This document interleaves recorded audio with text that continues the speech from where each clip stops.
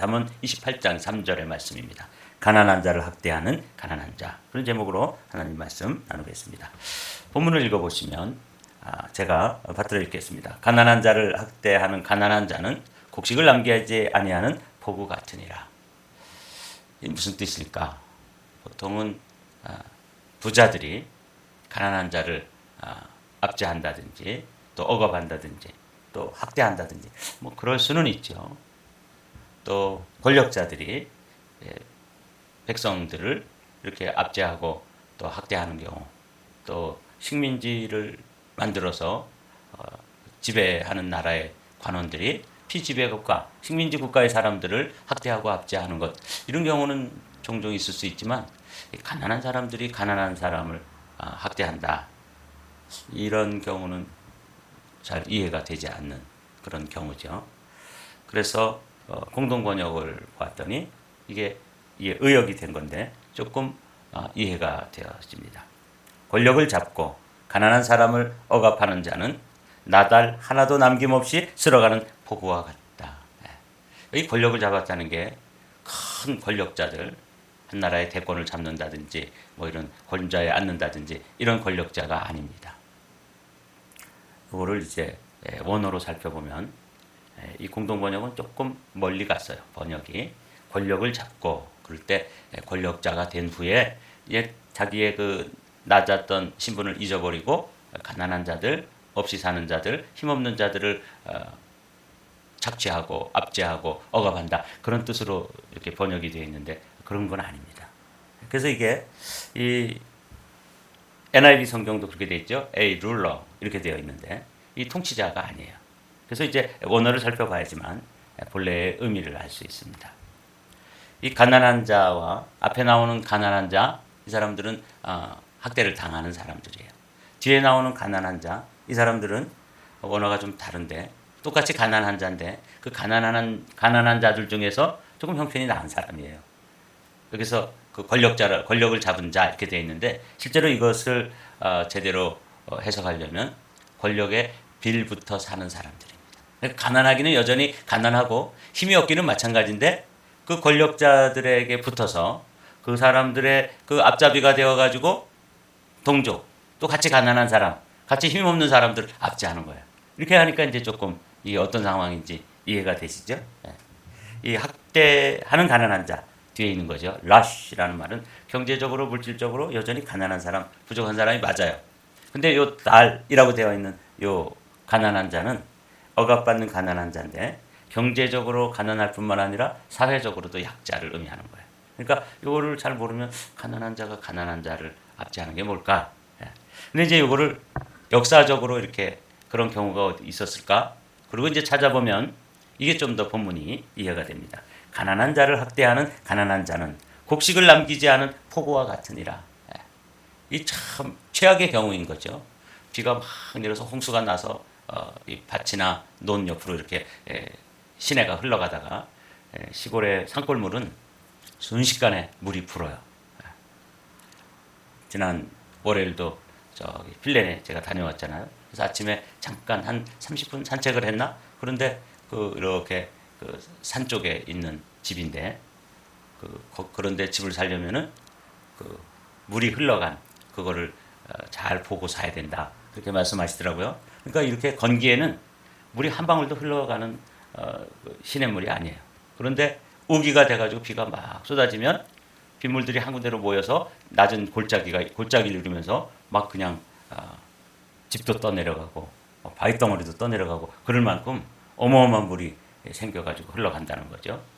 그럴 때 이제 여기 곡식을 남기지 아니하는 포구 같으니라. 이게 그냥 곡식이 되었던 나무가 되었던 그냥 막 뿌리채 뽑아가지고 휩쓸려 가니까 나중에 아무것도 남는 게 없는 거예요. 그래서 화재보다 무서운 게 수재라 그러잖아요. 불탄 상황에서는 그래도 남는 게 있고 타다 남은 무슨 그루터기라도 있지만 여기 곡식을 남기지 않은 포구, 이거 홍수인데 홍수가 나가지고 쓸어가면은 아무것도 안 남아요. 곡식이고 나무고 아주 뿌리채 뽑아가지고 가버리니까. 그러니까 가난한 자를 학대하는 가난한 경우, 이런 경우에 이건 아주 뿌리채 뽑히고 최악의 경우라는 것을 이야기해주고 있는 잠언이에요. 역사적으로 이런 경우가 어떤 경우가 있었을까? 억압하는 자와 억압받는 자의 경우를 살펴보면 먼저 고대 로마의 노예 제도를 보면 똑같은 노예인데 여기 하우스 슬레이브가 있고 필드 슬레이브가 있었다는 거죠. 근데 이 지위가 누가 높으냐면 같은 노예들이지만 집안에서 그 주인에게 가까이 있고 또 주인의 수종을 트는 뭐 음식도 하고 집에서 이렇게 일을 보는 이 노예들이 자 들판에서 뭐 주인의 그냥 채찍 아래서 그냥 뭐 짐승처럼 동물처럼 막 죽어라고 일만 하는 사람들하고의 차이는 꽤 차이가 났던 거죠. 뭐 먹는 거라든지 뭐 이런 거 이 하우스 슬레이브는 좀 낫을 거 아니에요? 하다못해 없이 살 때 이 필드 슬레이브는 그냥 주는 것만 먹지만 그래도 이 하우스 슬레이브는 누룽지도 긁어 먹고 뭐 그래도 좀 음식 먹다가 남은 거 좀 뭐 배불리 먹을 수 있고 주인에게 말을 한마디 하더라도 이 필드 슬레이브들의 어떤 그 잘못을 슬쩍 고자질 해가지고 이득도 챙기고 이런 격차가 고대 로마의 노예 제도 가운데도 있었다는 거죠. 중세 봉건 제도 시대에도 같은 농노들, 농사를 짓는 농노들 중에 어떻게 일을 해가지고 그래도 뭐 땅떼기라도 하나 이렇게 소유한 농노들이 있고 그것조차 없이 완전히 노예 같은 그런 노예가 있어서 여기 토지가 없는 하층 노예와 그리고 좀 부유한 중상층 노예가 있었다. 그러니까 같은 가난한 자들이었지만 그 사이에서도 어떤 편차, 어떤 격차가 있어가지고 그런 데서도 억압하고 또 무시하고 또 천대하고 이런 경우가 생겼던 거죠. 가슴 아픈 것은 이제 우리나라에도 이런 역사가 있었지 않아요? 일제 강점기 때 일제의 앞잡이 앞에 서서 일본 순사들의 앞잡이가 돼가지고 그 동네 사람들의 형편을 뭐 숟가락이 몇 개 있는 것까지 다 알잖아요. 그러니까 그 앞잡이를 시켜가지고 그냥 수탈을 해가고 또 학대를 하고 압제하고 그러니까 진짜 일본 순사보다 그 일본 순사하고 함께 일하는 그 조선인 형사들이 사실 더 무서운 거죠. 형편을 뭐 다 아니까 숨길 수도 없고 그러니까 뭐 이런 사람들을 앞세워가지고 동족들의 고혈을 빨아갔던 것이죠. 여기 보면은 유대인들의 역사, 예수님 당시의 역사도 이제 이런 게 있죠. 로마의 압제 아래서 그 로마 사람들에게 이 세리들이 세금을 걷는 권한을 얻어요. 근데 이제 중요한 거는 정해진 세금 액수가 있습니다. 그러니까 A라는 마을에는 뭐 쌀을 100가마를 걷어내라. B라는 마을은 또 호구수가 적으니까 80가마를 걷어내라. 이렇게 이제 어떤 마을에 세리가 임명되지 않아요? 그러면 그 세리는 100가마만 갖다 바치고 80가마만 갖다가 바치면 되는 거예요. 그 나머지는 얼마를 거두든 그거는 자기께 되는 거거든요. 그러니까 늑탈을 하게 되는 것이죠. 과도하게 세금을 먹여서 200가마가 됐든 300가마가 됐든 그냥 세금을 걷어서 정해진 세금만 내면 그 다음에는 자기가 그것을 착복할 수 있었던 것이죠. 이 사케오라는 인물도 막 4배씩 5배씩 갚겠다 그런 거 보니까 그냥 뭐 닥치는 대로 그냥 동족들의 피를 빨았던 것이죠. 이게 이제 가난한 자가 가난한 자를 동족이 동족을 우리의 일제의 강점기라든지 유대인들이 이런 그 세리들이라든지 이게 다 그런 예를 살펴보는데 이런 예는 요 뭐 짧게 몇 가지를 살펴보았지만 사실은 이 외에도 예를 들려면은 좀 많은 거죠. 그래서 맨 처음에는 가난한 자를 학대하는 가난한 자 이런 경우가 있었을까? 그리고 이제 자료들을 뒤적거려 봤더니 이렇게 고대 로마 시대부터 시작해서 중세 봉건 시대, 우리나라도 그 일제 강점기 그리고 예수님 당시에 그 유대인들 사이에서도 세리들이 이렇게 그냥 동족들의 그 없이 사는 동족들에게 강제로 세금을 걷어들여 가지고 자기들이 부를 축적하고 로마에는 뭐 정해진 세금만 거두면 되니까 세리들이 그런 비리를 저지르든지 뭐 이런 거 상관하지 않았던 것이죠. 그러니까 뭐 로마의 군인들보다 이 세리들이 더 무서웠겠죠. 그렇죠? 이게 이제 가난한 자를 압제하는 가난한 자의 이야기입니다. 이렇게 되면 홍수가 나가지고 크게 폭우가 막 며칠간 막 퍼부어가지고 밭이고 논이고 곡식이고 나무고 다 휩쓸어가서 뿌리채 뽑혀서 사실 남는 게 아무것도 없는 상황과 같다. 이렇게 이제 지혜자는 우리에게 이야기해 주는 거죠. 오늘은 이 이야기를 좀 살펴보죠. 첫 번째로 이 이야기에서 우리에게 들려주는 건 자기 모순이라는 거죠. 자기도 가난한 자고 나보다 조금 못하긴 하지만 그 사람도 역시 가난한 자인데 이 가난한 자가 가난한 자를 학대하는 것, 동족이 동족의 그 앞잡이가 돼가지고 동족이 동족을 잡아다가 족치게 되고 이렇게 되는 그 일본 순사의 앞잡이라든지 또 유대인들의 그 세리들이라든지 이런 사람들 이게 뭐냐면 자기 모순인 거죠. 솔로몬 시대에도 그런 것들이 솔로몬의 눈에 띄었던 것이죠. 그래서 참 딱한 상황이죠. 그래서 이것은 첫 번째로 이런 일은 우선은 자기 모순인 거죠. 자기도 가난한 자인데 자기보다 조금 사회적으로 힘이 없고 또 좀 덜 가지고 또 뭐 잘 모르고 이런 사람들을 압제하고 착취하고 하는 이런 모습. 하나님 보실 때 하나님의 정의라고 하는 관점에서 볼 때 아주 악한 것이라는 그 자기 모순이라는 말로 한번 요약을 해봤습니다. 근데 이것은 말씀드린 것처럼 그냥 구조상 자기 모순일 뿐만 아니라 자기 파괴가 된다는 거죠. 여기 나오죠. 곡식을 남기지 아니하는 포구 같으니라. 공동 번역의 두 번째 줄을 보면 나달 하나 남김없이 쓸어가는 포구와 같다. 근데 이제 지금 이 이야기를 우리가 지금 이렇게 풀어가고 있는데 나달 하나 남김없이 쓸어가는 포구, 뭐 곡식을 남기지 아니하는 포구 다 같은 말인데 공동 번역이 조금 더 피부에 와 닿는 번역을 해놓았어요. 정말 그 홍수가 지나간 그 뒷자리는요, 그냥 그 물이 핥히고 지나가는데 진짜 남은 거 아무것도 없는 거죠. 돌만. 그리고 나서 햇빛이 쨍쨍 비치면 그 물에 씻어진 돌들만 이렇게 덩그마니 남고 어디 그 벼 한 포기, 뭐 옥수수 한 포기 이런 거 남은 게 없는 거죠. 이 홍수 참 무섭습니다. 이제 우리나라처럼 이 작은 나라는 자체하고 중국 대륙 같은데 이 홍수가 나가지고 양자강 같은 게 이렇게 범람을 해가지고 다 휩쓸어 간다든지 이집트에 나일강 같은 게 이렇게 범람을 해가지고 휩쓸어 갔을 때 이때는 정말 그 광경은 아마 처참할 거예요. 제가 시골에서 조그만 동네에서 논밭 이렇게 휩쓸려 간 거 봐도 참 참담한데 그 어마어마한 평야 전체가 다 휩쓸려 가서 나달 하나 남기지 아니했다 이렇게 됐을 때 그 참담함은 이루 말할 수가 없죠. 근데 이게 가난한 자가 가난한 자를 힘없는 자들이 또 자기보다 더 약간 힘이 없는 자들을 압제하고 착취하고 학대하고 이런 경우에 이 하나님에서 볼 때는 나달 하나 남기지 아니하는 포구 같다. 이렇게 이제 요약을 하고 있는 거예요. 우리가 이제 수요일마다 느헤미야서를 묵상하고 있는데 느헤미야 5장에 보면 그런 이야기가 실제적으로 역사 속에서뿐만 아니라 성경 안에서도 그런 이야기가 있어요. 그때에 백성들이 그들의 아내와 함께 크게 부르짖어 그들의 형제인 유다 사람들을 원망하는데, 그러니까 오늘 가난한 사람이 가난한 자를 학대하는 것처럼 여기 유대인들, 이 히브리 사람들, 이스라엘 사람들은 서로 돕는다 그러지만 그렇지 않은 경우도 있었던 것이죠. 바벨론 포로에서 돌아왔습니다. 조금 먼저 돌아와서 그래도 자리 잡고 기반을 잡은 사람들하고 또 막차 타고 이제 늦게 온 사람들 사이에서는 또 경제적인 이 격차가 벌어지지 않겠어요?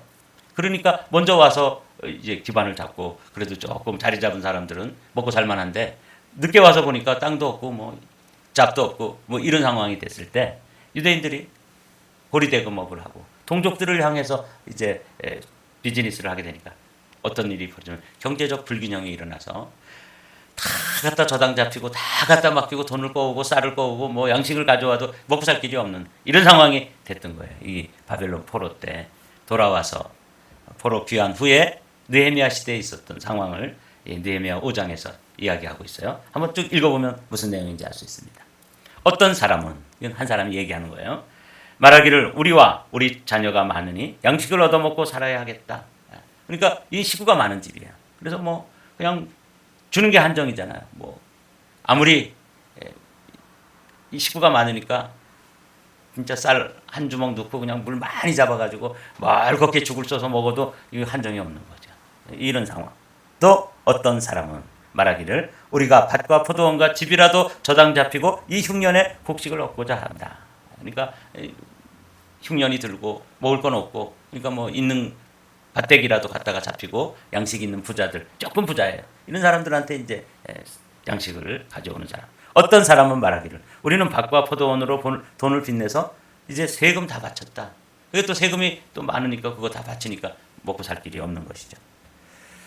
우리 육체도 우리 형제의 육체와 같고 우리 자녀도 그들의 자녀와 같고는 다 같이 유대인이라는 거죠. 다 같이 동족이에요. 조금 먼저 와서 자리 잡은 사람들이 이렇게 막 갈취를 하니까 살아갈 수가 없는 거죠. 이제 우리 자녀를 종으로 파는도다. 우리 딸 중에 벌써 종된 자가 있고 우리의 밭과 포도원이 이미 남의 것이 되었으나 우리에게는 아무런 힘이 없도다. 이렇게 그냥 불만과 불평등 속에서 유대인들이 유대인들을 착취하고 압제하는 이런 경우가 있었던 거죠.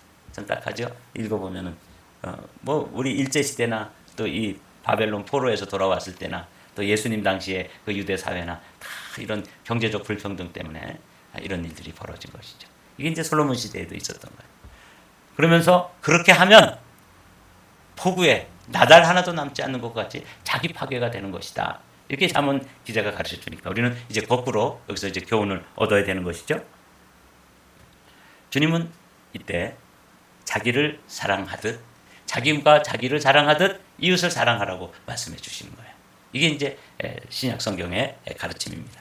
어떤 서기관 한 사람이 예수님 하시는 말씀을 듣고 정말 예수님 나는 서기관이지만 정말 말씀을 참 잘하시고 이치에 맞게 가르치시는구나. 그래서 그것을 인정하고 예수님께서 하나님을 사랑하고 이웃을 내 몸과 같이 사랑해라 하고 서로 사랑하는 그 이야기를 들려주자 거기에 대한 반응이 여기 마가복음 12장 32절에 나오는 거예요.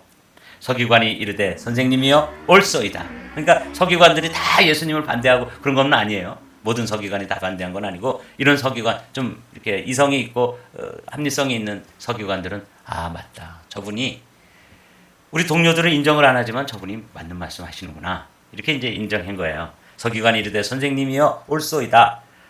하나님은 한 분이시요 그 외에 다른 이가 없다 하신 말씀이 참이니이다. 또 마음을 다하고 지혜를 다하고 힘을 다하여 하나님을 사랑하는 것과 예수님의 가르침을 지금 듣고 거기에 대해서 반응하는 거예요.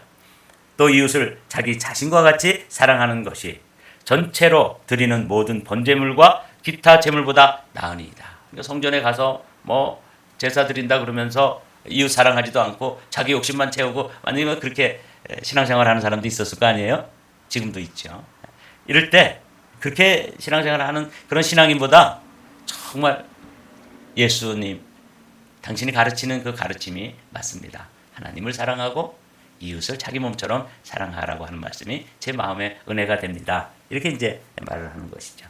예수께서 그가 지혜 있게 대답함을 보시고 이르시되 내가 하나님 나라에서 멀지 않도다 하시니 그 후에 감히 묻는 자가 없더라. 그러니까 이 서기관은 주님께 인정받고 그래도 칭찬받은 서기관 중에 한 명이죠. 아주 드문 예인데 모든 대부분의 서기관들은 예수님의 적대적인 입장, 대척점에 서가지고 예수님을 비난하고 어떻게든지 꼬투리를 잡아서 넘어뜨리려고 하는데 이 서기관을 들어보니까 이 성경의 가르침과 예수님의 가르침이 일치하는 걸 보고 옳소이다, 참이니다 이렇게 하면서 이제 여기서 예수님의 가르침 가운데 자기 이웃을 자기 몸처럼 자기를 사랑하듯 사랑하는 것, 그게 참 성경 전체의 가르침이 맞습니다.